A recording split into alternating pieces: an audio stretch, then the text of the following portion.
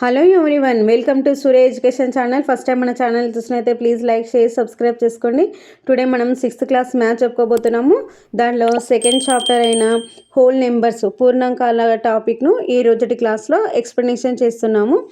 దాంట్లో ఫస్ట్ చూడండి, మనము ఈ టాపిక్ చెప్పుకోవడానికంటే ముందు ఒకసారి ఇంట్రడక్షన్ ఒకసారి చూసుకొని ప్రాబ్లమ్స్ చెప్పుకుంటూ వెళ్ళిపోదాం. సహజ సంఖ్యలు, వీటిని న్యాచురల్ నెంబర్స్ అని పిలుస్తారు. అయితే ఈ సహజ సంఖ్యలను మనము దేనితో సూచిస్తాము అంటే ఎన్ అనే సింబల్తో సూచించడం జరుగుతుంది. ఇక్కడ మనకు సహజ సంఖ్యలు అంటే 1, 2, 3, 4, 5 ఇలా ఎన్నన్నా చెప్పుకోవచ్చు. మనకు లాస్ట్ ఎంతవరకు వస్తుంది అనేది మనకు తెలియదు కాబట్టి ఇన్ఫినిటీగా చెప్పుకోవడం జరుగుతుంది అనమాట. అయితే ఇక్కడ ఉత్తర సంఖ్యను తీసుకున్నట్లయితే మనము ఈ 1కి 1 కలిపితే 2 వస్తుంది, 2కి 1 కలిపితే 3 వస్తుంది, 3కి 1 కలిపితే 4 వస్తుంది, 4కి 1 కలిపితే 5 వస్తుంది. అదేవిధంగా 5లో నుంచి 1 తీసే లెస్ చేస్తే 4 వస్తుంది, 4లో నుంచి 1 లెస్ చేస్తే 3 వస్తుంది, 3లో నుంచి మళ్ళీ 1 లెస్ చేస్తే 2 వస్తుంది, 2లో నుంచి 1 లెస్ చేస్తే 1 వస్తుంది. అదే 1లో నుంచి 1 తీసేసి 0 రావాలి. ఇక్కడ 0 అనేది ఉందా అంటే మనకు సహజ సంఖ్యలలో లేదు కాబట్టి ఇక్కడ 0 అనేది రాదు. చూడండి, అంటే దీన్ని తీసుకోకూడదు. ఇక్కడ చూడండి, మనకు ఉత్తర సంఖ్య పూర్వ సంఖ్యలు అనేవి ఉంటాయి. ఇక్కడ మనకు ఉత్తర సంఖ్యను తీసుకున్నట్లయితే మనకు 2 వస్తుంది. ఉత్తర సంఖ్య ఏది 2 వస్తుంది. అంటే నెక్స్ట్ నెంబర్ 1కి నెక్స్ట్ నెంబర్ ఏంటిది 2 కదా ఉత్తర సంఖ్య 2. పూర్వ సంఖ్య అంటే 2కు పూర్వ సంఖ్య ఏంటిది 1. ఎందుకంటే ఇక్కడ 1కి ఏమన్నా వస్తుందా? రాదు. ఎందుకంటే ఇక్కడ మనకు సహజ సంఖ్య లోపల 0 లేదు. మీరు అనొచ్చు 0 ఉంటుంది కదా అని, కాకపోతే 0 ఉంటుంది. ఇది ఏది మనకు న్యాచురల్ నెంబర్స్ గురించి చెప్పుకుంటున్నాం. ఈ న్యాచురల్ నెంబర్స్లో 0 ఉండదు, జస్ట్ 1 నుంచి స్టార్ట్ అవుతుంది కాబట్టి న్యాచురల్ నెంబర్స్ లోపల దీనికి పూర్వ సంఖ్య అనేటిది ఉండదన్నమాట. 1కి పూర్వ సంఖ్య ఉండదు, ఉత్తర సంఖ్య మాత్రము 2 అవుతుందన్నమాట. ఈ విధంగా చూసుకుంటే మనకు పూర్వ సంఖ్య ఎంత వస్తుందంటే 2కి పూర్వ సంఖ్య 1 అవుతుంది, 1కు ఉత్తర సంఖ్య 2 అవుతుందన్నమాట. ఇది సహజ సంఖ్యలు. అదేవిధంగా పూర్ణాంకాలు చూసుకుంటే అంటే పూర్ణ సంఖ్యలు వేరు, పూర్ణాంకాలు వేరు. చూడండి, ఇక్కడ పూర్ణాంకాలు హోల్ నెంబర్స్ అంటారు. ఇవి ఏమంటే ఈ 0 ఉంటుంది, మళ్ళీ 1, 2, 3, 4 అంటే మనకు ఈ 0 మాత్రం ఎక్స్ట్రా ఉంటుంది. 1, 2, 3 అనేటివి మనకి ఈ సహజ సంఖ్యలలో ఉంటాయి, దీంట్లలో ఉంటుంది. అంటే పూర్ణాంకాల లోపల సహజ సంఖ్యలు ఉంటాయి అనేది గుర్తుంచుకోవాలి. కానీ సహజ సంఖ్య లోపల పూర్ణాంకాలు ఉండవు. ఎందుకంటే ఇక్కడ 0 ఉంది. ఈ 0 అనేది న్యాచురల్ నెంబర్లలో ఉండదు కాబట్టి మనకు ఈ పూర్ణాంకాల లోపు సహజ సంఖ్యలు ఉండవు. ఈ సహజ సంఖ్యలు పూర్ణాంకాల లోపు ఇంక్లూడ్ అయి ఉంటాయి అనేది గుర్తుంచుకోవాలి. దీంతో కంపారిజన్ చేసుకుంటే పూర్ణాంకాలు అనేటివి పెద్దవి, సహజ సంఖ్యలు అనేటివి చిన్నవి. గుడ్డి గుర్తండి, ఇక్కడ 0 ఉంది అంటే ఈ నెంబర్ డిజిట్స్ ఎక్కువ ఉంటుంది కాబట్టి ఇది పెద్దది, ఇది చిన్నది. జస్ట్ ఈ ఇంట్రడక్షన్ మీకు అర్థమైతే మనకు 2.1 ఎక్స్ప్లెనేషన్ చూద్దాం. 2.1లో ఫస్ట్ బిట్ చూడండి, క్రింది వాక్యాలలో ఏవి సత్యం ఏవి అసత్యం, అసత్య వాక్యాలను సరిగ్గా రాయండి. దానిలో ఫస్ట్ వన్ చూడండి, పూర్వ సంఖ్య లేని ఒక సహజ సంఖ్య కలదు అని అంటున్నాడు. ఇందాక మనం చెప్పుకున్నాం సహజ సంఖ్యలు అంటే n = మనకు 1, 2, 3, 4, 5 ఇలా ఇన్ఫినిటీ అని చెప్పుకున్నాము.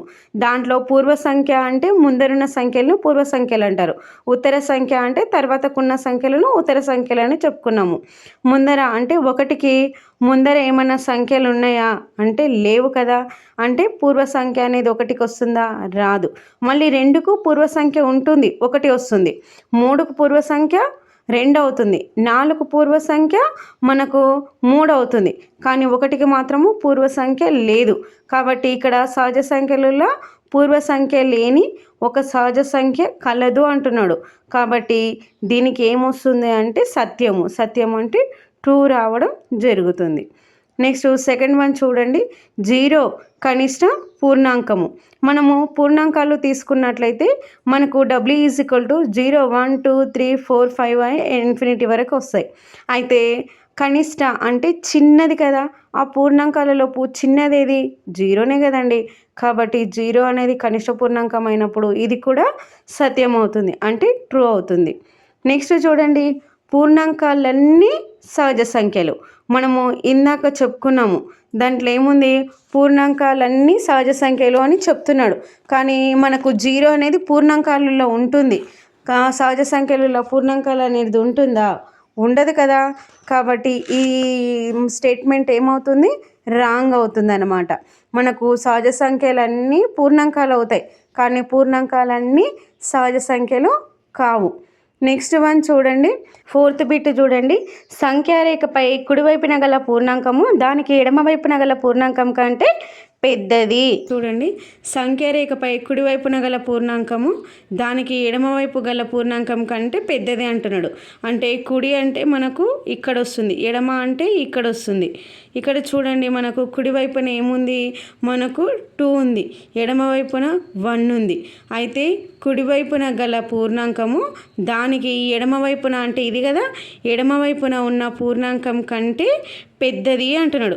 ఇది పెద్దదే కదా, అంటే ఇది కరెక్ట్ అన్నట్టే కదా. ఈ స్టేట్మెంటు కరెక్ట్ అంటే మనకు ఈ 4th వన్ కూడా మనకు ట్రూ వస్తుంది. ట్రూ అంటే సత్యం అవుతుంది అన్నమాట. నెక్స్ట్ వన్ చూడండి, సంఖ్యారేఖపై ఎడమవైపున గల పూర్ణాంకము దానికి కుడివైపున గల సంఖ్య కంటే పెద్దది. దీని ఒకసారి చూడండి. నెక్స్ట్ది ఆపోజిట్ అడిగింది అనమాట. సంఖ్యారేఖ పైన ఎడమవైపు ఉంది కదా, ఈ ఎడమవైపు ఉన్న పూర్ణాంకము దాని కుడివైపు అంటే ఇక్కడ కదా, ఈ కుడివైపు గల సంఖ్య కంటే పెద్దది అని అడుగుతున్నాడు. అంటే ఇప్పుడు ఈ 1 అనేది 2 కన్నా పెద్దది అని చెప్తున్నాడు. అంటే ఈ 1 అనేది 2 కన్నా పెద్దది అవుతుందా? కాదు కదా, చిన్నది కదా. చిన్నదంటే ఈ స్టేట్మెంట్ ఏమవుతుంది, ఫాల్స్ అవుతుంది, అంటే అసత్య వాక్యం అవుతుంది అన్నమాట. నెక్స్ట్ బిట్ చూడండి, సంఖ్యారేఖపై కనిష్ట పూర్ణాంకాన్ని సూచించలేము. దీనికి ఆన్సర్ చూడండి. సంఖ్యారేఖ పైన మనం కనిష్ట పూర్ణాంకాన్ని సూచించలేము అని స్టేట్మెంట్ ఉంది. అంటే మన కనిష్ట అంటే 0నే కదండి. ఈ 0ని మనం సంఖ్యారేఖ పైన సూచిస్తున్నాం కదా, అంటే వాడు ఇచ్చిన స్టేట్మెంట్ రాంగ్ అన్నట్టే కదా. అంటే తాను ఏం చెప్తున్నాడు, సూచించలేము అంటే ఇక్కడ మనం ఐడెంటిఫై చేయించలేము అంటున్నాడు. అంటే చేయించవచ్చు అని మనం ఇక్కడ చెప్తున్నాము. కాబట్టి వాడు ఇచ్చిన స్టేట్మెంటు రాంగ్ అన్నమాట.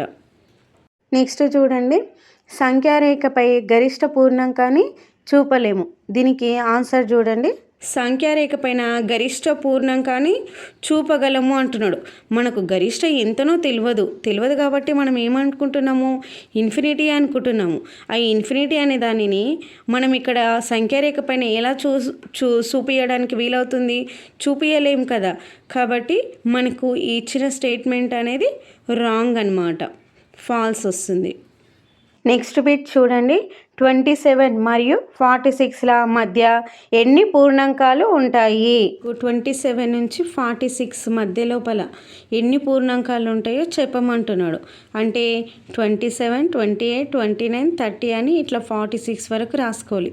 రాసుకున్నాక ఈ 27కి ఈ 46 మధ్యలోకి ఎన్ని ఉంటాయో కౌంట్ చేసి చెప్పమంటున్నాడు. అంటే చూడండి, 1, 2, 3, 4, 5, 6, 7, 8, 9, 10, 11, 12, 13, 14, 15, 16, 17, 18 అంటే 18 రావడం జరిగిందనమాట. అంటే 27 నుంచి 46 మధ్యలో మనకు 18 పూర్ణాంకాలు రావడం జరుగుతుంది. నెక్స్ట్ వీడియోతో కలుద్దాము. మీ కనుక మా క్లాస్ నచ్చినట్లయితే ప్లీజ్ మన ఛానల్ని లైక్ చేయండి, షేర్ చేయండి, సబ్స్క్రైబ్ చేసుకోండి. Thank you all.